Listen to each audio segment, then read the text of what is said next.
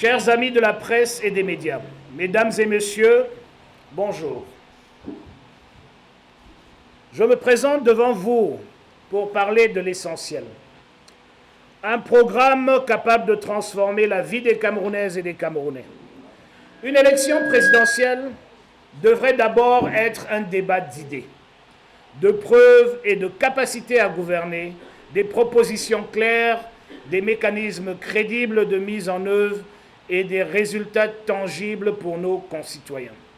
Or, notre débat national s'égare trop souvent.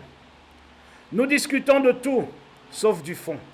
On parle d'union de l'opposition sans définir ce qu'est une opposition responsable. On sacralise des personnages parfois lourdement compromis, au lieu d'examiner ce qu'ils proposent concrètement. On glisse vers les appartenances tribales et les stéréotypes régionaux, alors que le seul critère devrait être la compétence, la probité, l'expérience politique, la capacité à rassembler, à protéger le vote et la cohérence d'une offre politique. Le problème central du Cameroun est institutionnel. Une constitution hyper-présidentialiste qui confisque le pouvoir et bloque l'initiative locale. Comme si cela ne suffisait pas. Nous vivons aujourd'hui une forme de capture de l'État sauvage. Il faut rendre le pouvoir au peuple par un fédéralisme à 3 niveaux. Commune, région, État fédéral. Fondé sur le principe de la subsidiarité et adopter un régime semi-parlementaire pour rééquilibrer les pouvoirs, responsabiliser l'exécutif et revitaliser le contrôle démocratique. Notre boussole, c'est la République, pas le trône. Notre adversaire, c'est le système qui a échoué et notre objectif est de remettre le Cameroun sur la voie de l'émergence sans sacrifier la cohésion nationale. Nous restons ouverts à tous ceux qui veulent s'unir autour d'un projet sérieux, mesurable et inclusif. Sans verser dans le pessimisme, regardons les faits de ces dernières années. Le document stratégique de croissance et d'emploi DSE 2010-2020 a ciblé une croissance moyenne de 5,5% et la réduction de la pauvreté à 28,7% en 2020. Ce qui a été réalisé, seulement 4,6% de croissance en moyenne et la pauvreté oscille autour de 38%. Le sous-emploi est persistant. La vision 2035, la trajectoire implicite 8 à 10% par an, elle est non atteinte. La croissance, 3,3 à 4% ces dernières années, donc la moitié de ce qui avait été prévu. La transformation industrielle n'a pas eu lieu. Le manufacturier est resté à 14% du PIB, loin des 25% visés. La SND 30, la stratégie nationale de développement. Les cibles de croissance moyenne, cible d'une croissance moyenne de 8%. La pauvreté devait être en dessous de 25% et l'industrie devrait représenter 37% du PIB. À mi-parcours, nous restons autour de 3 à 4% en moyenne de croissance. La pauvreté culmine à plus de 38% et l'industrie qui devait être à 26% et l'industrie manufacturière n'est qu'autour de 44%. Des autres dispositifs tels la DSRP, les plans triennaux, etc. souffrent du climat des affaires dégradé, du faible taux de transformation structurelle, de l'endettement public en hausse, des résultats sociaux très inférieurs aux promesses. Bref, des objectifs ambitieux mais irréalistes, des goulots d'étranglement non traités et une gouvernance qui n'a ni livré ni corrigé. C'est pour cela qu'il faut changer le système pour transformer en bien notre pays. Notre programme résulte d'un travail d'écoute systématique mené depuis 2023. 3 tournées nationales, des enquêtes d'opinion physique et numérique, des ateliers avec nos partenaires, dont le Cameroun Labour Movement et le MFP, des consultations internes et externes, et l'héritage social-démocrate du SDF à travers nos valeurs, qui sont le pouvoir au peuple, l'égalité de chance et la justice sociale, et nos piliers, qui sont la social-démocratie, la démocratie, la souveraineté et le panafricanisme. Notre feuille de route est faite de 5 axes menés en parallèle. Il ressort de ces exercices et de notre vécu que nous devons urgemment retrouver la confiance, reconstruire notre cohésion nationale et redonner de l'espoir au peuple à travers la mise sur pied d'un nouveau contrat social ainsi que des mesures socio-économiques capables de transformer en bien nos vies. Pour y parvenir, nous avons décliné notre approche sur 5 axes à mener parallèlement, notamment nos mesures de rupture dès le premier jour, 100 jours pour sauver le nord-ouest et le sud-ouest de la violence, 1 an pour sauver l'unité nationale et restaurer la dignité des populations du Grand Nord, 3 ans pour sauver la cohésion nationale par la refondation de nos institutions, et finalement 1 mandat pour sauver le peuple par la transformation socio-économique de notre pays. En ce qui concerne les mesures à mettre en œuvre pendant le mandat pour la transformation socio-économique de notre pays, nous nous sommes basés sur les cris les plus pressants venus des populations des 4 coins du pays. Il s'agit sur les institutions. Nous allons sauver le Cameroun de l'autocratie. Pour la gouvernance, nous allons sauver le Cameroun du chaos. À propos de l'inclusion, nous allons permettre à nos citoyens de se sauver de la précarité et des inégalités. Au niveau de l'économie, nous allons sauver les Camerounais du chômage, de l'obscurité et de la soif. Au niveau de la santé, nous allons sauver les Camerounais d'un système de santé défaillant. Au niveau de l'éducation, nous allons sauver nos enfants de l'aliénation. Au niveau des infrastructures, nous allons sauver le Cameroun de l'enclavement et du sous-développement. Au niveau de l'art, de la culture, du sport et de l'environnement, nous allons sauver le Cameroun de l'insouciance culturelle et de l'inconscience environnementale. Au niveau du digital, nous allons sauver le Cameroun de son retard digital. Les points clés de ce programme sont articulés autour de la refondation de l'État, un fédéralisme à 3 niveaux, commune, région, fédérale, fondé sur le principe de la subsidiarité, un régime semi-parlementaire, une justice finalement indépendante, une tolérance zéro contre la corruption, le patrimoine sera publié, les marchés publics seront ouverts et la Cour du compte sera créée et renforcée. Aussi, le pouvoir au peuple et les finances locales, à travers un transfert effectif des compétences et des budgets vers les communes et les régions, une péréquation fédérale claire et compréhensible, l'e-government et la transparence budgétaire totale. Au niveau de l'économie et de l'emploi, nous allons insister sur le Made in Cameroun, au niveau de l'agro-industrie, des PME, de BTP, de l'énergie numérique et du numérique, Nous allons avoir une fiscalité pro-PME, une simplification de l'administration et des procédures administratives et un financement patient, avec un objectif massif de création d'emplois et de substitution des importations. Au niveau de la paix et de la sécurité, une sortie durable des crises par un dialogue inclusif, la mise sur pied des DDR qui fonctionnent, une véritable justice transitionnelle, investir dans le développement local, la professionnalisation et le contrôle parlementaire de notre administration.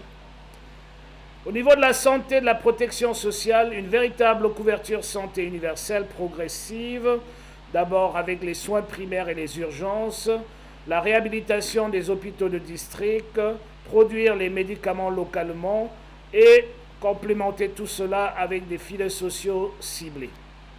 Au niveau de l'éducation de la jeunesse, nous mettrons la priorité sur l'enseignement et la formation professionnelle et technique, le numérique et l'intelligence artificielle à l'école, un service civique de compétences, un fonds pour l'entrepreneuriat des jeunes et des femmes. Au niveau de l'agriculture et la souveraineté alimentaire, nous allons investir massivement dans l'irrigation, surtout dans le Grand Nord. Nous travaillerons sur l'amélioration des semences et les rendre disponibles pour nos paysans, la mécanisation de notre agriculture, les routes rurales, le stockage des produits et la stabilisation des prix.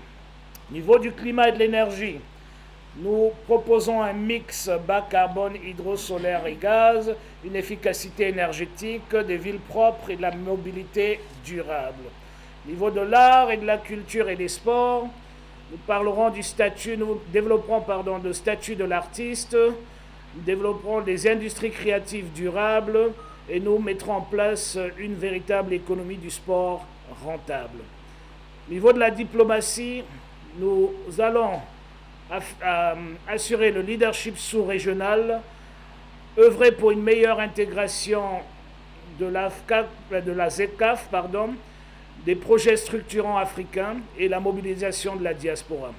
Pour finir, nous publierons avec ce programme une approche budgétaire du programme pour démontrer comment ce programme sera financé, une synthèse financière du programme pour chiffrer nos ambitions, une synthèse chiffrée de nos propositions et de sortie de la pauvreté et du sous-développement, une synthèse chiffrée sur notre offre pour l'éducation et la couverture santé universelle, une santé chiffrée pour la création d'1 million d'emplois et la transformation de 2 millions d'emplois du secteur informel au secteur formel. Le Cameroun n'est pas condamné à l'impuissance. Il faut au contraire un contrat social clair, des institutions qui rendent des comptes et une stratégie économique qui fabrique de la valeur ici pour nos talents et pour nos territoires. C'est le sens de notre projet. Rendre le pouvoir au peuple, sécuriser la paix et délivrer des résultats mesurables dans la vie quotidienne. Le 12 octobre 2025, je sollicite votre confiance pour tourner la page du blocage et ouvrir celle de la transformation. Avec vous, avec toutes nos régions unies dans notre diversité, nous ferons du Cameroun un pays juste, prospère et fier. Allons-y ensemble. Merci beaucoup.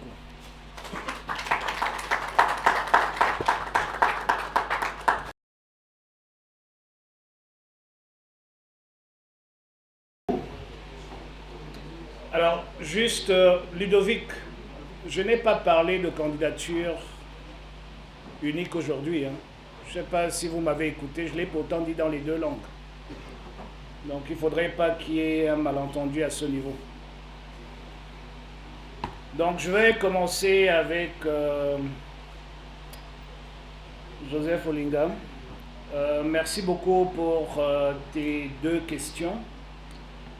Alors j'aimerais tout d'abord corriger la question.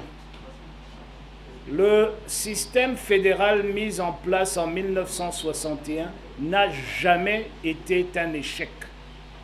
Je crois que les plus grandes avancées que ce pays a eues étaient pendant que ce système était en place. Le système fédéral n'a jamais été un échec au Cameroun. Jamais. Et il n'y a aucun indicateur socio-économique ou de gouvernance qui peut le démontrer. Jamais. Nous sommes allés vers un État unitaire sur la demande de la France et pas par rapport à la volonté du peuple camerounais.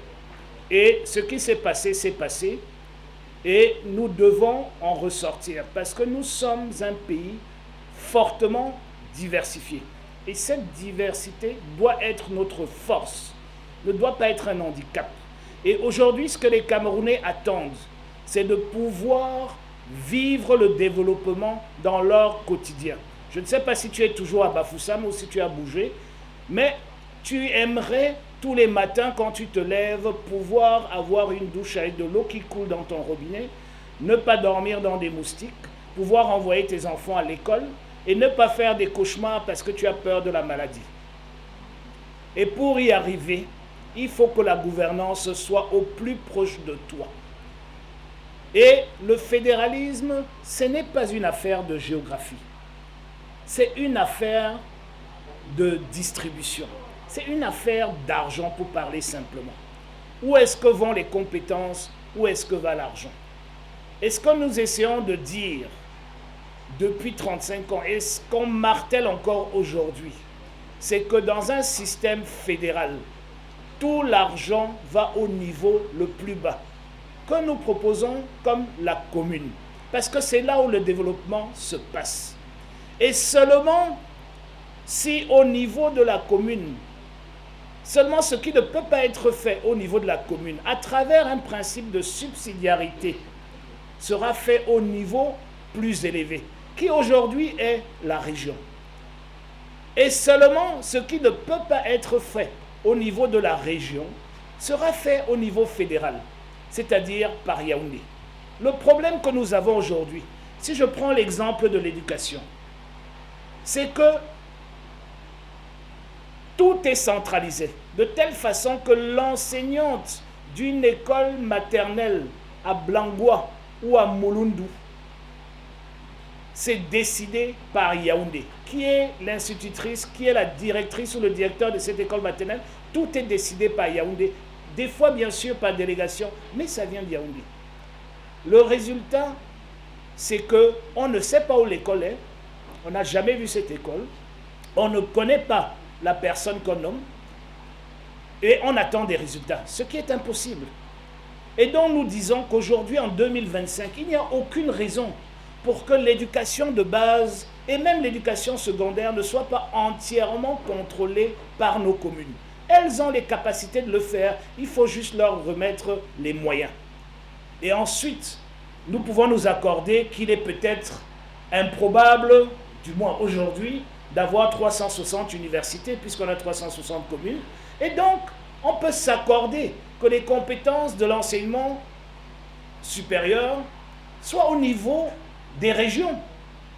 Et il y a certes des éléments qui doivent rester nationaux, comme le calendrier scolaire, le curriculum scolaire, l'inspection pédagogique, les examens nationaux, comme l'office du bac, etc. Et tout ça restera donc à Yaoundé, qui contrôlera que les communes font bien leur travail. Et comme ça, quand l'école de votre commune ne fonctionne pas bien, vous pouvez aller taper le maire. Vous ne devez pas prendre l'avion pour venir à Yaoundé chercher le ministre et rester dans les salles d'attente pendant 3 mois. C'est ça le fédéralisme, porter le développement vers les populations. C'est de ça qu'il s'agit. Et c'était une grande réussite, en tout cas dans le Ouest Cameroun, quand c'était en place. Et nous disons aujourd'hui que nous ne pouvons pas échapper à cela. Mon cher Joseph, regarde autour de toi, regarde le monde. Tous les pays qui progressent, tous les pays qui s'affirment, ont une façon ou une autre de fédéralisme. Et tu m'as parlé du fédéralisme communautaire. Le fédéralisme communautaire, c'est quelque chose qui n'existe pas dans les faits. Parce que le fédéralisme n'est pas géographique. Le fédéralisme, c'est où va l'argent et qui paye quoi. C'est ça le fédéralisme. Et qui a les compétences à quel niveau. Voilà le fédéralisme. Donc nous parlons du fédéralisme d'exécution, un fédéralisme clair, comme au Nigeria, comme en Afrique du Sud, comme dans tous les pays qui réussissent dans le monde, que ce soit l'Angleterre, les États-Unis, le Canada, l'Australie, la Suisse, l'Allemagne et j'en passe. Tous ces pays ont quelque chose en commun, c'est que le développement se passe au niveau local. Et c'est ce que nous voulons pour notre pays et nous pouvons y arriver. La décentralisation, depuis 20 ans, a montré ses limites. Et donc, il faut aller un pas plus loin. Au lieu de revenir vers le centralisme et l'hyperprésidentialisme qui nous tue, il faut avoir le courage de... Et la différence, Joseph, entre la décentralisation et le fédéralisme, il y a une grande différence. Une très grande. En dehors du fait que la décentralisation, ce n'est que le pouvoir central qui donne un peu vers le bas, c'est que le fédéralisme est inscrit dans la Constitution avec une péréquation fédérale. Ça veut dire qu'une entité, c'est qu'est-ce qu'elle aura comme argent 10 années à venir. Donc elle peut programmer, elle peut emprunter, elle peut planifier. Parce que tout est clair dans une équation qui s'appelle une péréquation fédérale.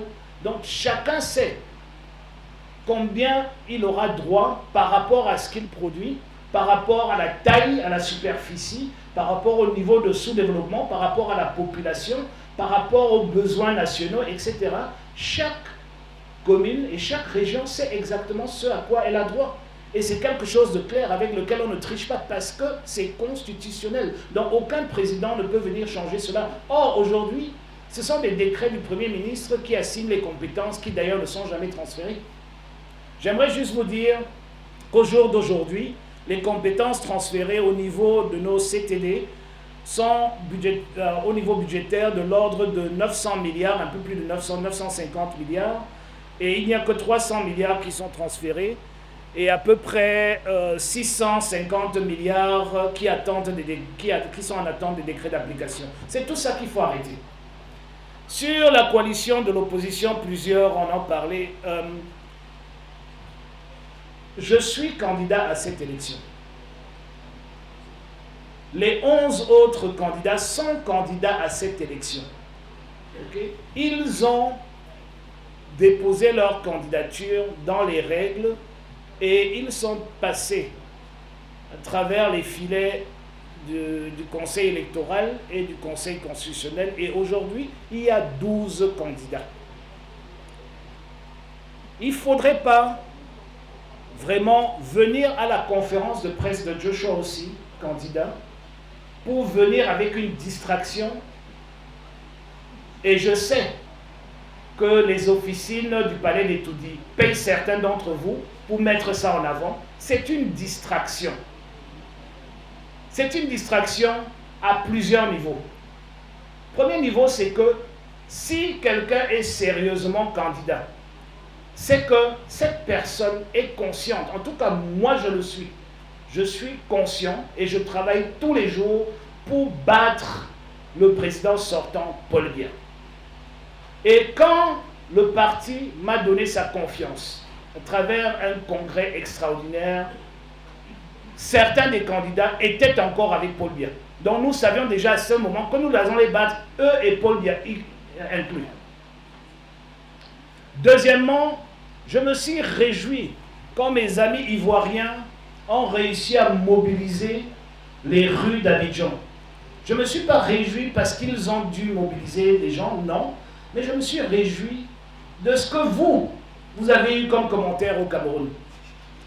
Vous étiez émerveillés et fiers de cette démonstration de force pour demander qu'on augmente le nombre de candidats. Pour demander qu'on augmente le nombre de candidats de 4. Vous avez célébré. Certains d'entre vous ont même ouvert des bières ou des bouteilles de vin pour célébrer le fait que dans un pays frère et voisin, la population demande plus de candidats. Mais en même temps, ceux qui étaient en train de célébrer ce qui se passait en Côte d'Ivoire prenaient leur téléphone pour me demander « Alors, Président, l'histoire de la coalition, là, c'en est où ?» Il faut qu'on soit cohérent. Ne demandez pas seulement la cohérence aux hommes politiques. Vous-même, vous devez être des exemples de cohérence. Troisièmement, j'aimerais dire ceci. La démocratie, c'est de pouvoir donner, lors des élections, des choix et que les électeurs puissent faire des choix informés. Raison pour laquelle je suis devant vous aujourd'hui.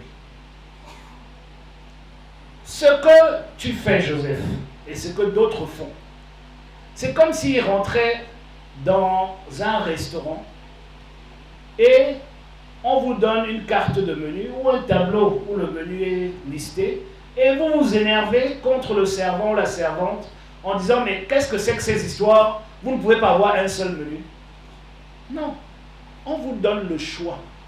Sur les 11 candidats, il y en a qui ont comme programme politique la jeunesse, il y en a d'autres qui ont comme programme politique la tribu, il y en a d'autres qui ont comme programme politique un changement de système. Moi, je suis de ceux-là. Il y en a qui veulent tout simplement le trône, il y en a qui veulent la République, comme moi. C'est à vous de faire le choix. C'est à vous de faire le choix. C'est à personne d'autre de faire ce choix que vous, les électeurs. Et ce choix est non négociable. Vous n'avez pas la conscience ou la maturité politique nécessaire si vous demandez aux candidats de faire le choix pour vous. Et finalement, j'aimerais dire, ou avant mon point final là-dessus, j'aimerais dire que le fait que deux candidats se mettent ensemble, qui sont des candidats déclarés, ne donne pas arithmétiquement le double du score à la fin.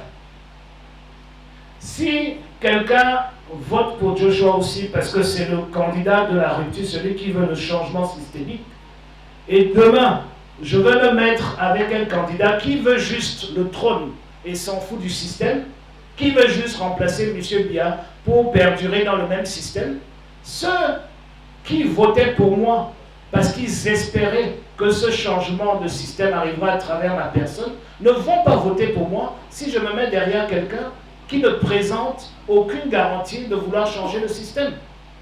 Et d'ailleurs, ça va dans le sens inverse aussi.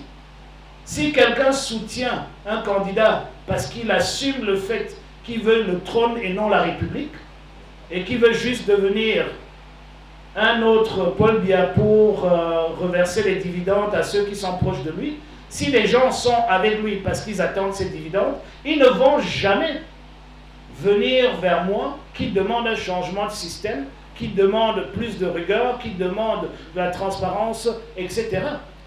Donc vous comprenez que vous êtes dans la distraction. Que les 12 candidats présentent leur projet de société, leur programme politique, et qu'on débat là-dessus. Et que les Camerounaises et les Camerounais aient la chance, pour une fois, de pouvoir faire un choix informé le 12 octobre. Si quelqu'un vous entretient aujourd'hui sur le fait qu'il est en train de se battre pour coaliser les candidatures dites de l'opposition, posez-lui une seule question. Pourquoi est-ce qu'il est candidat? Parce que c'est le début même de la malhonnêteté d'être candidat et de se battre pour mettre des candidatures ensemble.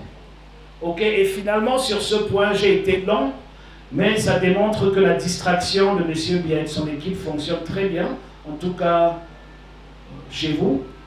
Finalement, sur ce point, j'aimerais juste dire une chose très simple. Joshua aussi est dans cette élection pour battre le système en place. Nous sommes à cette élection pour gagner. Nous sommes à cette élection pour proposer une nouvelle voie aux Camerounaises et aux Camerounais. Et nous sommes convaincus que nous arriverons. Nous allons y arriver avec le soutien des autres ou sans le soutien des autres. À ce jour, la candidature de Joshua aussi du SDF porte le soutien du CALAMO, du Cameroun Labour Movement, qui est quand même, c'est 11, c'est ça? Qui représente 11 des 13 fédérations syndicales de ce pays, dans l'immense majorité. Nous sommes avec le mouvement des forces progressistes, qui compte quand même une douzaine de partis politiques. Et entre-temps, nous avons eu non seulement des personnalités, mais plusieurs partis politiques. Je pense au moment où je vous parle, on parle de 9 partis politiques qui nous ont rejoints dans cette mouvance. Le professeur Takougan a été spécialement habilité dans l'équipe de campagne pour gérer ce volet-là. Donc si vous trouvez des partis politiques qui cherchent une coalition, comme c'est ce que vous aimez, envoyez ces partis vers le professeur Takougan. Nous allons les recevoir et nous savons recevoir avec les 2 bras ouverts pour construire ce que nous avons commencé à construire en 2023. Donc nous n'y allons pas seuls. Mais la coalition, ce n'est pas avec des candidats ou ce n'est pas forcément avec des candidats. Parce que tous ceux qui ont déposé leur candidature ont comme ambition d'aller à l'élection et de la gagner. Merci. Vous m'avez demandé par rapport à ça si on a engagé des discussions. J'aimerais juste dire que le travail qu'on a fait pour un code électoral conscientiel était déclenché à mon initiative au Parlement. Donc c'était une initiative du SDF. Nous sommes arrivés au bout de ce processus et nous nous sommes promis que s'il y a des choses que nous devons voir ensemble de la même manière, nous allons nous réunir. Maintenant, la présidente Patricia Tomaino Danjoya m'a invité pour des pourparlers dans le sens qui vous plaît bien à Fouban. j'ai répondu en disant qu'il était inapproprié pour nous, au SDF et pour moi comme candidat, d'être à Fumban en train de discuter de candidature unique ou d'autres mutualisations, pendant que certains de nos collègues candidats étaient encore devant le Conseil constitutionnel. Donc j'ai trouvé que c'était inapproprié de le faire à ce moment. Et par la suite, j'ai reçu une deuxième invitation pour une rencontre de suivi de la première rencontre à Fumban. Cette rencontre de suivi était à Yaoundé. Et ma réponse a été encore une fois très claire. Je ne peux pas être associé à une rencontre de suivi quand je n'ai pas été associé à la rencontre de démarrage. Je ne peux pas parler de suivi quand je ne sais pas ce qu'on a parlé au départ. C'est tout. Mais de toute façon, je peux vous dire une chose. En tant que président du SDF, j'ai été clair au niveau du comité exécutif national. Nous allons gagner cette élection avec ou sans l'apport des autres. Nous allons à cette élection pour la gagner et nous ne nous laissons pas distraire. Toute cette distraction autour d'une coalition ne sert qu'à une chose: essayer de maintenir le statu quo et de faire passer un candidat qui, naturellement, dans une élection propre, n'est plus en capacité de gagner une élection au Cameroun. Pour la question de Jaël, c'est ça, de Capital FM sur le journalisme. Je te rassure que le programme a pratiquement au moins une page sur la presse et les hommes de presse, notamment autour de la professionnalisation du métier, autour du statut et surtout autour de la dépénalisation des délits de presse. Et beaucoup d'entre vous savent ma position puisque j'ai travaillé avec vous là-dessus. On a travaillé pendant 4 ans là-dessus. La dépénalisation des délits de presse ne veut pas dire qu'il y a un sauf-conduit pour la diffamation. Donc il faudrait qu'on soit d'accord là-dessus. Nous disons qu'aucun journaliste ne doit se trouver en prison pour un délit de presse, mais en même temps, si un journaliste diffame, il faudrait qu'il y ait une punition pécuniaire, soit pour le journaliste ou pour l'organe de presse qui a publié cette diffamation-là. Donc voilà la position qui est la mienne, voilà la position du SDF et celle qui est dans le programme. Comme j'ai dit, vous allez recevoir le programme dans les clés USB. Question de M. Ambroise Manga. Donc je vous réponds, M. Manga. Donc vous avez absolument raison et cette conférence de presse est prévue pour décliner le projet de société, donc le programme politique du SDF et de son candidat. Mais c'est un point très important. Et j'aimerais vous dire, M. Manga, qu'aujourd'hui, je vais commencer par le début. Nous avons constaté le jour même où nous avons pris la présidence de ce parti avec mes camarades du comité exécutif national qu'il y avait un problème à ce niveau. Et nous avons décidé par la suite d'attaquer ce problème immédiatement. La première des choses que vous devrez savoir, c'est que le SDF est le seul parti, avec le RDPC bien sûr, qui s'appuie sur l'administration, présent dans les 360 commissions locales. Donc, c'était déjà quelque chose qui n'arrivait même au SDF qu'on n'avait pas il y a 3 ans. Et donc, beaucoup de partis politiques négligent. Sur les agents électoraux, vous avez absolument raison. Nous avons plus ou moins 25 000 bureaux de vote au 31 décembre 2024. Avec l'augmentation des électeurs, nous estimons qu'il y aura à peu près 26 000 à 29 000 bureaux de vote, peut-être 30 000. Et nous avons une difficulté avec ces bureaux de vote non communiqués jusqu'aujourd'hui. Parce que voyez-vous, le toilettage du fichier est en cours. D'ailleurs, il y a un courrier qu'on est en train de préparer ensemble avec Cabral Libye à cet effet. Il y a il y a le toilettage qui est en cours, donc nous sommes certains pour 25 000 bureaux de vote, mais nous sommes encore suspendus au bon vouloir de l'ECAM pour le reste. Et nous savons qu'il y aura un reste. Et c'est en faisant ce travail justement qu'on est tombé sur les bureaux de vote dans les casernes, etc. Vous avez suivi tout ce que ça a donné. Mais ça fait 2 ans qu'on travaille là-dessus. Et c'est pour cela que quand un candidat commence cette course 6 mois ou 3 mois avant l'élection, ce n'est pas sérieux. Parce que nous, en 2 ans, parce que vous voyez ce que la loi dit, la loi demande que l'agent électoral soit inscrit dans le bureau de vote. Donc c'est à nous d'aller de bureau de vote en bureau de vote à travers nos démembrements pour sécuriser nos agents électoraux. Et nous avons pris une décision bien ambitieuse il y a 2 ans d'aller pour 3 agents par bureau de vote. Et nous allons bien sûr pas présenter les 3, il y aura un qui sera choisi en fin de compte, mais qu'on ait au moins 2 suppléants sur le principal. Et cela veut dire que nous avons tablé sur 32 000 bureaux de vote pour avoir 2 000 de plus que l'estimation la plus optimiste des l'ECAM, pour ne pas se faire surprendre. Et donc, il s'agissait de recruter 96 000 bureaux agents électoraux. Nous avons installé une centrale professionnelle il y a 8 mois ou 9 mois déjà. Nous avons compris à un certain moment que nous ne pouvons plus continuer de façon amateur à le faire, à maintenir ce fichier.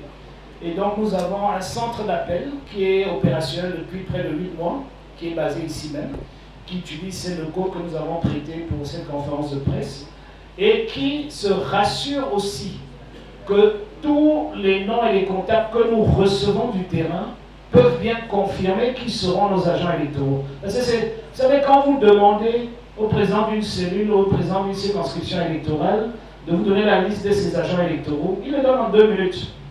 Mais nous nous sommes rendus compte que des fois, il recopie juste son carnet d'adresse de son téléphone et il l'envoie. Alors que les gens ne sont même pas au courant qu'ils ont été choisis. Donc c'est ce travail qui est en train d'être fait, ce toilettage du fichier, et nous ambitionnons avoir, je ne pense pas, et je dois être honnête avec vous, je ne pense pas qu'on va atteindre 96 000, je pense qu'on sera autour de 72 à 75 000 d'ici la fin du mois, et c'est largement suffisant pour couvrir tous les bureaux de vote. Il y a un deuxième travail qui sera fait par ces professionnels, ce serait celui d'identifier tous les bureaux de vote où nous avons encore un problème. Pensons qu'il s'agit à peu près entre 5 et 12% des bureaux de vote où nous n'arrivons pas à identifier des responsables aujourd'hui. Et donc nous aurons à peu près 4 semaines pour régler finalement ce problème-là. Donc voilà comment nous faisons ce travail. Et je suis confiant, et c'est pour cela que je suis confiant des résultats du 12 octobre, parce que je suis confiant que si nous arrivons à mobiliser tous les agents électoraux, si nous arrivons à sécuriser ce vote dans tous les bureaux de vote du Cameroun, il n'y a aucun doute que la vérité des urnes sera transmise. Merci. Pour la question de Madame Guiselet. Bonjour Madame, comment vous allez? Ok.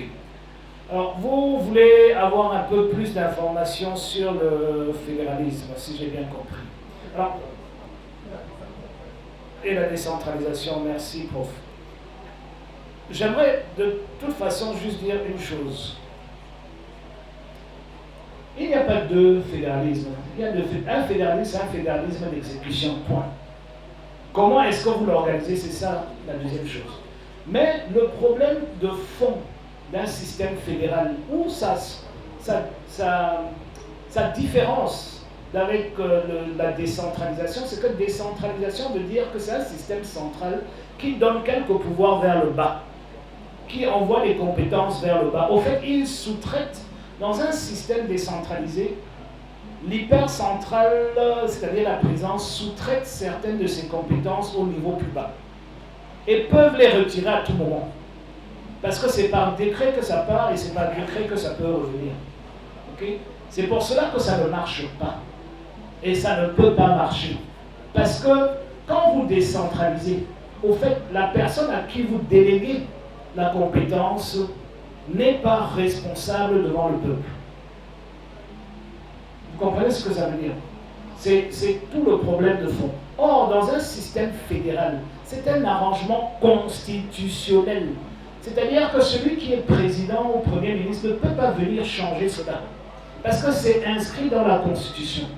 Et la différence entre le fédéralisme et la décentralisation, c'est que le pouvoir commence en bas et va vers le haut. Il n'y a que ce qu'en bas, qu'on ne peut pas faire, qu'on envoie vers le haut. Et ce n'est pas dans l'autre sens. C'est-à-dire, dans l'absolu, tout est fait dans notre système que nous voulons pour ne pas s'écarter de ce que nous avons l'habitude d'avoir depuis 1960, pour ne pas nous écarter de là. Nous disons que le bas niveau, c'est la commune. Donc, pour votre compréhension, 100% de tout ce qu'il faut faire au Cameroun est fait par la commune. Mais vous conviendrez avec moi, pour revenir à l'exemple que j'ai eu par exemple dans l'éducation, qu'on ne peut pas demander à toutes les communes d'avoir une université. Et donc, dans cet arrangement fédéral, les compétences de l'enseignement supérieur sont au niveau des régions.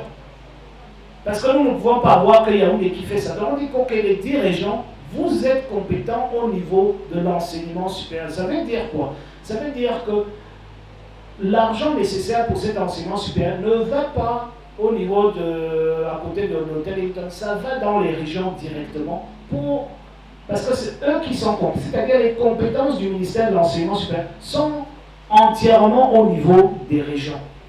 Et puis il y a des choses que les communes ne peuvent pas faire, comme l'armée, comme la monnaie, la diplomatie, les frontières, et j'en passe.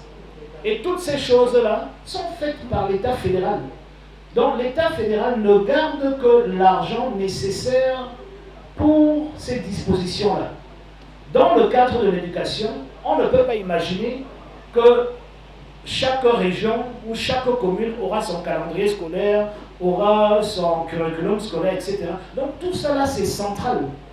L'inspection pédagogique, tout ça là, c'est central, c'est à Yaoundé. L'office du bac est à Yaoundé. Tout ça se passe au niveau central, c'est-à-dire au niveau fédéral. Mais tout ce qui ne doit pas être fait ici, c'est-à-dire que un démembrement du pays, c'est-à-dire la commune ou la région peut faire, est fait à ce niveau. Et c'est pour ça que pour l'expliquer simplement, nous disons que tout est fait au niveau de la base, c'est-à-dire la commune, parce que c'est là où le développement est nécessaire et c'est là où vous pouvez demander des comptes à ceux qui gèrent votre quotidien. Ensuite, il n'y a que ce que la commune ne peut pas faire, comme une route qui va d'une commune à une autre, comme une route nationale, etc., qui est fait à un niveau plus haut, c'est-à-dire au niveau de la région. Et il n'y a que ce que la région ne peut pas faire, comme je parlais de route. Si vous avez une nationale numéro 1, 2 ou 3 qui traverse plusieurs régions, ça c'est fait au niveau de Yaoundé. Donc voilà comment les compétences, ça va du bas vers le haut. Or, avec la décentralisation, ça va du haut vers le bas, avec un arrangement contrôlé par le haut. Donc on ne donne que ce qu'on veut. On ne donne pas parce qu'on doit. Maintenant, vous avez parlé de comment équilibrer le développement. Ça se passe avec ce qu'on appelle une péréquation fédérale. La péréquation fédérale, ou en anglais Federal Equalization, c'est une formule inscrite et inattaquable, qui est dans la loi, qui prescrit ce que chaque commune et chaque région reçoit du budget, en pourcentage bien sûr, du budget national par rapport à ses besoins. Donc par rapport au niveau de développement de la commune. C'est ça la péréquation. Par rapport à la taille, par rapport au niveau de l'éducation, au niveau de la santé, par rapport à la population, par rapport au niveau économique, parce que quand une commune grandit économiquement, en fait c'est tout le pays qui profite. Donc tous ces éléments rentrent dans une péréquation. Et ce n'est pas quelque chose que Joshua ici invente. Vous allez en Allemagne, il y a la péréquation, au Canada, il y a la péréquation, aux États-Unis, il y a la péréquation. Et vous savez, l'avantage d'avoir des entités dans une disposition fédérale, ça veut dire quoi? Ça veut dire que la commune sait ce qu'elle reçoit de Yaoundé sur les 20 prochaines années. Donc, peut emprunter à long terme, peut construire des routes, parce qu'ils peuvent aller emprunter. Ils sont éligibles dans les guichets parce qu'ils ont une planification à long terme. Ils peuvent faire plein de choses qu'ils ne peuvent pas faire aujourd'hui. Mais surtout, au niveau micro, Madame Guiselet, aujourd'hui, je reviens sur l'éducation. Vos enfants vont à l'école, dans des écoles qui sont construites par des gens qui ne savent pas où ces écoles sont, et enseignées par des gens qui sont affectés à ces écoles, qui ne connaissent pas ces gens qu'ils ont affectés. Okay? Quand vous ramenez tout ça au niveau le plus bas de la commune, ça veut dire que le maire est jugé par la performance de ces écoles. Okay? Ça veut dire qu'il fait tout pour que ces écoles soient des bonnes écoles, pour attirer les populations dans sa commune. Okay? Et il a tous les moyens pour ce faire. Ça veut dire que si l'école ne fonctionne pas, vous savez à quelle porte elle est connue. Aujourd'hui, vous n'avez pas de porte. Et ça veut surtout dire qu'il y a de grandes chances que le maire soit au courant du proviseur, de qui est le proviseur de son lycée, qui est le directeur de son CES et qui est le directeur ou la directrice de son école primaire. Et ils savent très bien que s'ils ont un problème avec telle personne, ils vont la changer. Aujourd'hui, le système actuel permet à ce que, on vient d'avoir les résultats du baccalauréat, etc. Le système actuel permet qu'un directeur d'un CS qui a eu 0 au BEPC soit promu proviseur du lycée Leclerc, puisqu'ils n'ont pas de proviseur en ce moment. Il n'y a aucune relation entre la performance de l'individu et là où il va. Et ce monsieur va se trouver responsable de vos enfants au lycée Leclerc demain. Et c'est tout ce micromanagement-là que le fédéralisme corrige. Et c'est pour cela, et c'est pas pour rien, que les pays qui ont ce système se développent beaucoup plus vite que ceux qui ont un système centralisé. Les problèmes de la France, c'est son hypercentralisme et le pouvoir de son président. Les autres pays, vous n'entendez pas les grèves en Allemagne, vous n'entendez pas les grèves en Suisse, vous n'entendez pas les grèves en tous ces pays qui ont des systèmes fédéraux, y compris l'Angleterre, je veux dire la Grande-Bretagne. Okay? Vous n'entendez pas tous ces problèmes, parce que celui qui s'occupe du quotidien des gens est devant lui. Vous voyez Trump depuis qu'il est élu. Il ne parle que de l'Ukraine, de l'Afghanistan, de l'Irak et de Gaza et de tout ça. Vous allez vous demander, mais il s'occupe de son pays quand? Mais ce n'est pas son business. Le développement d'un État aux États-Unis, c'est le gouverneur. Le développement d'une contrée, d'une ville, c'est le maire. Vous demandez, dans certains États, vous demandez aux citoyens qui est le nom de votre président, ils vont vous dire Obama. Parce qu'ils ne savent même pas que ça a changé. Parce que celui qui est important pour leur quotidien, c'est leur maire. Et c'est ce que nous voulons. C'est là où le développement se passe. Et finalement, Madame Guiselet, un point très important. Vous êtes tous ici parce que les enjeux sont énormes. Les enjeux sont énormes parce que 99% des pouvoirs de la République sont concentrés entre la main d'un homme. Et c'est ce que nous voulons défaire. Vous comprenez? Quand vous avez un système fédéral qui fonctionne, vous n'avez plus le coup d'État. Vous n'avez plus besoin de la garde présidentielle. Vous n'avez plus besoin de toutes ces choses. Parce que les habitants de Kouaba veulent savoir qu'est-ce qui se passe avec le maire de Kouaba-Fama. Ils veulent savoir qui est là-bas, qui s'occupe d'eux, comment l'école sera, est-ce que ça sera toujours gratuit, etc. Parce que c'est de ça qu'il s'agit. Quand vous avez la poussière, vous n'appelez pas le ministre de l'urbanisme, vous appelez votre maire. Et vous l'attachez, vous le mettez dans la poussière jusqu'à ce qu'il n'en peut plus. Voilà le fédéralisme, c'est comme ça que ça fonctionne. Et finalement, peut-être pour vous expliquer, aujourd'hui nous avons un budget de presque 7600 milliards. 7600 milliards, pratiquement. Imaginons qu'on prend 4000 milliards dans la péréquation fédérale, on dit ok, 1000 milliards où je sais, 1000 milliards vont aux 10 régions. On se dit que toutes les régions et toutes les communes ont les mêmes besoins, la même population, la même superficie. C'est juste pour vous présenter l'idée. On prend 1000 milliards, on remet aux 10 régions. Ça fait combien? 100 milliards par région. Ça fait à peu près 5 fois ce qu'ils reçoivent aujourd'hui quand ils le reçoivent. Ils peuvent faire beaucoup de choses avec. Mais surtout, on prend 2000 milliards, on donne à l'État fédéral pour s'occuper de la police, gendarmerie, l'armée, les diplomates et tout ça. Et la présidence. Et le gouvernement. C'est beaucoup d'argent, c'est beaucoup plus que le budget actuel. Mais je donne juste des exemples, y compris l'investissement national. Et il va rester 3 600 milliards. Je parle de l'argent qu'on nous déclare avoir aujourd'hui. Si on divise les 3 600 milliards, les 360 communes, ça fait un budget de 10 milliards dans chaque commune. Je peux vous garantir que le 2 janvier, votre vie va changer. Parce que même si le maire vole une partie, ce qui va rester, vous n'allez pas vous rendre compte de tout ce qu'ils vont faire. Okay? Aujourd'hui, les maires passent leur temps à Yaoundé dans les bureaux de ministres pour commander les projets. Ce que nous voulons, c'est de donner les moyens à ces mairies de développer notre contrée. Et dans un système fédéral, d'où vient-il qu'on a une entreprise qui, un truc aussi banal que l'alimentation en eau, est fait par un monopole Camwater? Non. Que chaque commune ait son système d'adduction d'eau. Que chaque commune, s'ils n'arrivent pas à le faire eux-mêmes en régie, qu'ils le sous-traitent. Ils peuvent même le sous-traiter à Camwater. Mais que je sache que quand j'ouvre mon robinet, l'eau ne coule pas, c'est mon maire. Que je sache que quand la poubelle remplit la route devant moi, c'est le maire. Je ne dois pas aller chercher Pobia. C'est de ça qu'il s'agit. Je suis ici avec l'ancien maire de Kumbo. À Kumbo, ils ont la Kumbo Water Authority. Vous avez déjà entendu quelqu'un à Kumbo se plaindre de l'eau? Vous avez déjà vu Supermont aller vendre de l'eau à Kumbo? Non. Parce que vous ouvrez le robinet, vous buvez. Et ça marche. Et ça marche. Parce que c'est à petite échelle. Et c'est ce que nous voulons. Donc, j'ai été un peu long, mais il était important pour moi de vous expliquer que tant qu'on ne casse pas le système, le développement ne sera pas au rendez-vous. Et malheureusement, trop de candidats dans cette course veulent le trône et ne veulent pas casser le système. Veulent le trône et ne veulent pas la République. C'est pour cela que je suis devant vous.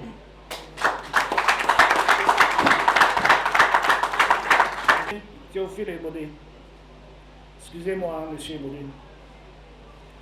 Donc c'est une bonne question, mais je suis un social-démocrate et un progressiste. Il est où, monsieur Ebodé? D'accord. Moi je vous cherchais là, c'est pour ça. Vous pouvez vous asseoir. C'est une bonne question, mais je suis social-démocrate, je suis progressiste. Et dans notre famille politique, nous ne prenons pas les problèmes du mauvais côté, nous prenons le problème du côté de la solution. Donc nous ne parlons pas de lutte contre la vie chère, mais nous parlons d'augmenter le pouvoir d'achat. Et nous ne parlons pas de combat contre le chômage, mais plutôt de combat pour l'emploi. Donc c'est deux approches complètement différentes que j'aimerais souligner. Alors vous me demandez comment on va faire. J'aimerais tout d'abord dire que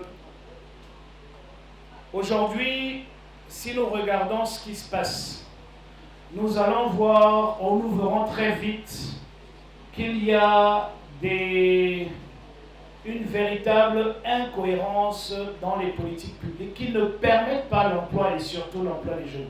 Impossible.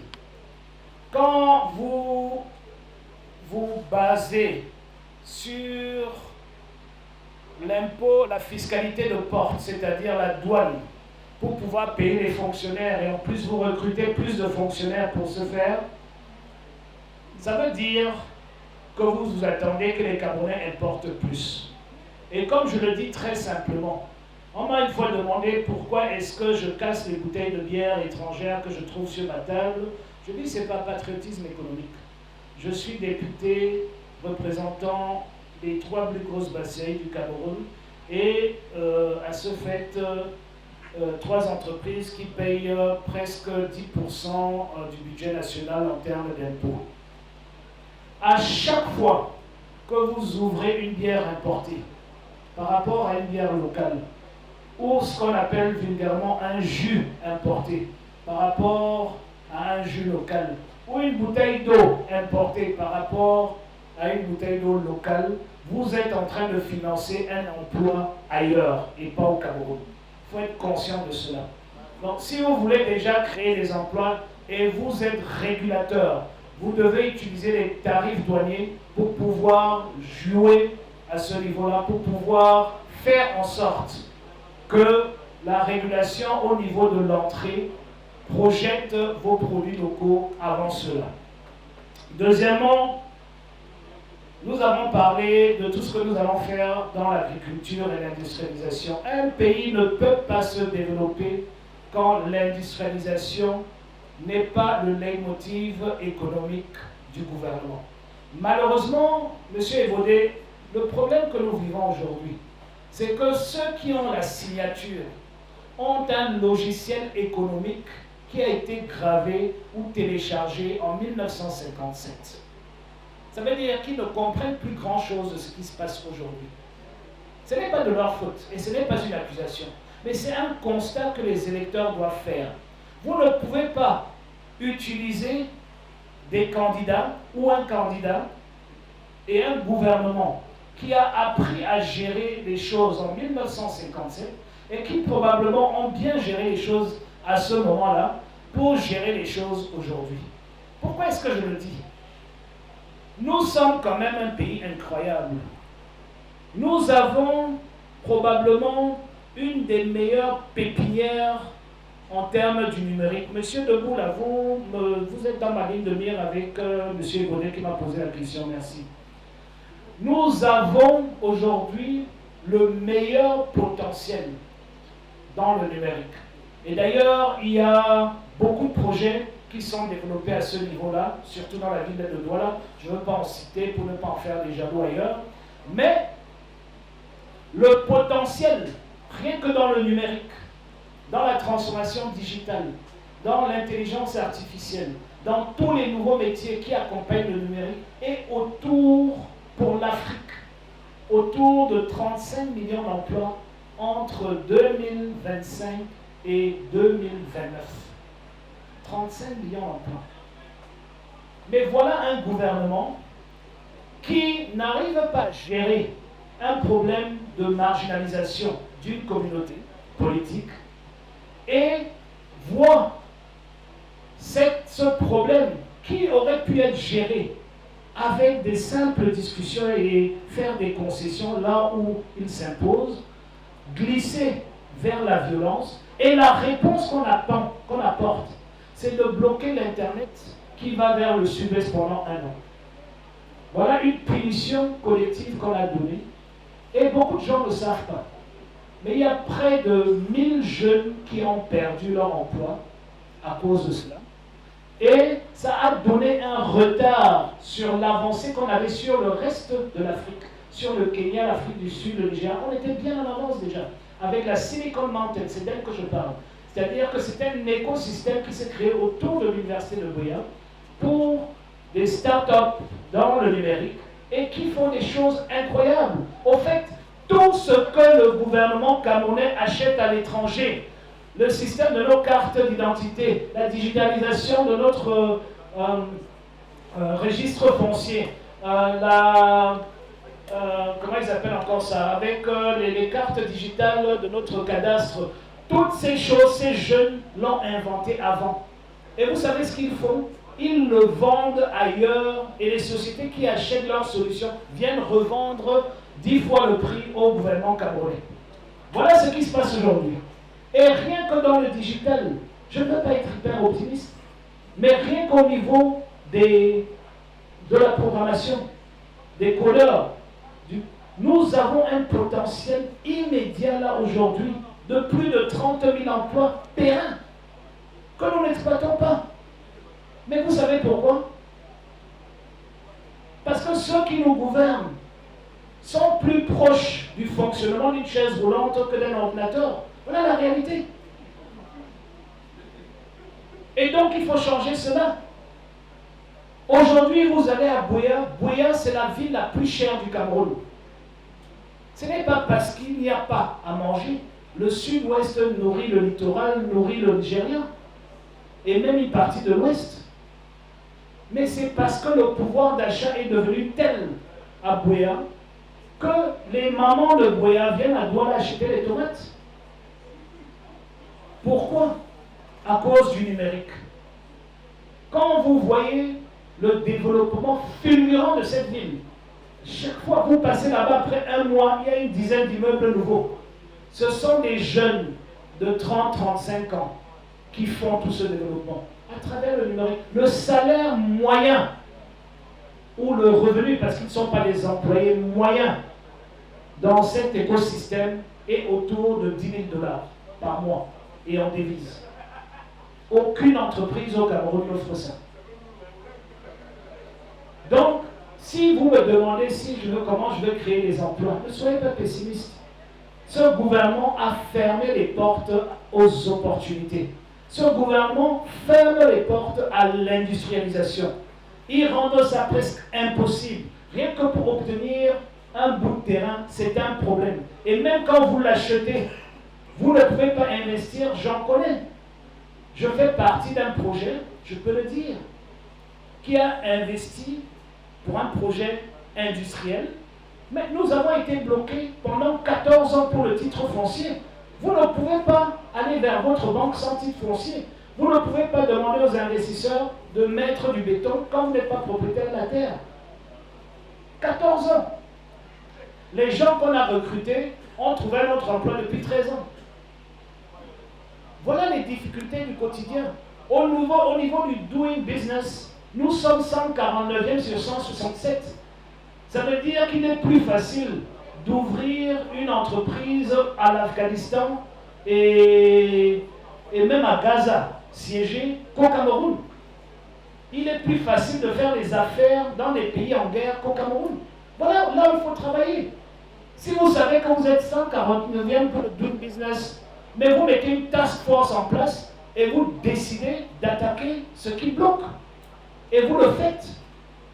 Nous sommes dans un pays qui n'accepte pas l'immatriculation directe pour des gens.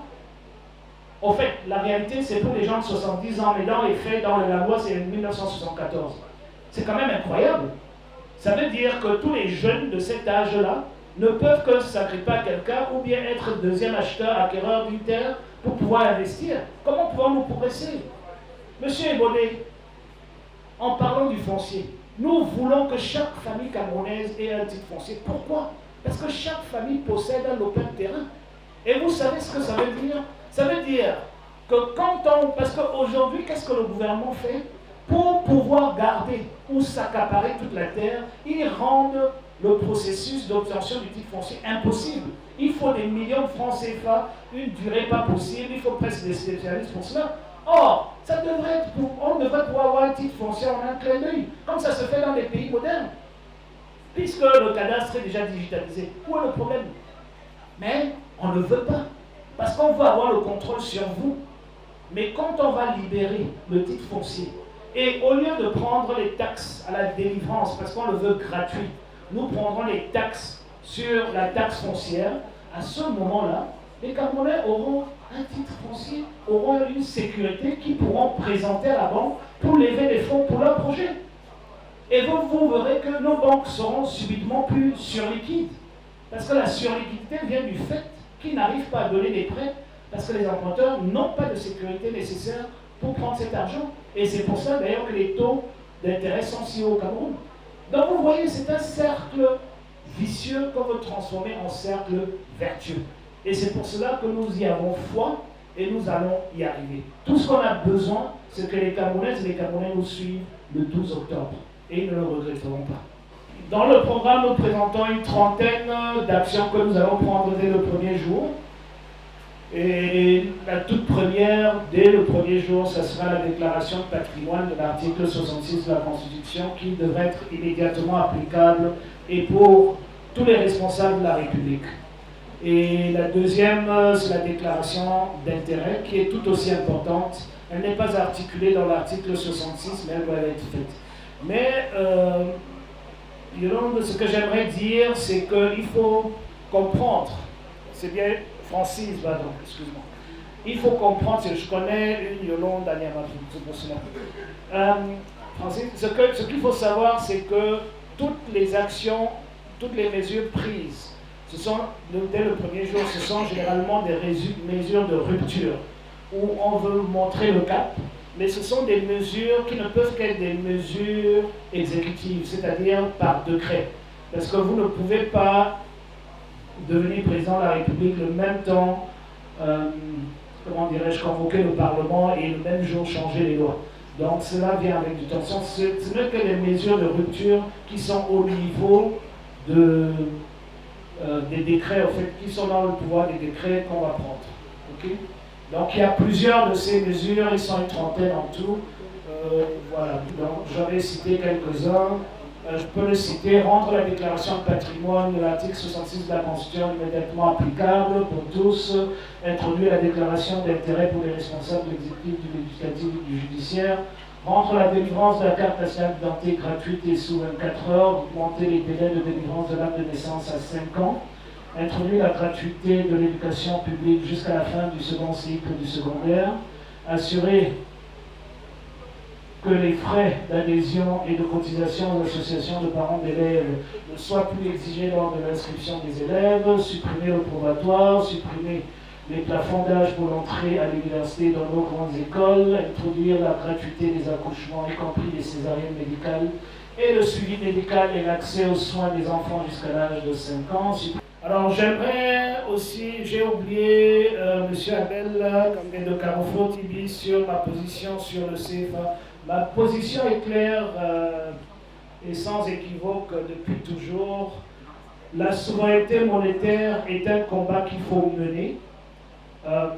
Maintenant, quand on parle du CFA, il ne faut pas qu'on confonde la souveraineté monétaire et le CFA, parce que l'arrangement que nous avons avec les autres pays de la BA, et si possible même si on peut l'éteindre aux autres pays de la BCAO, est un arrangement qui est viable parce qu'une communauté monétaire est beaucoup plus forte qu'un pays tout seul.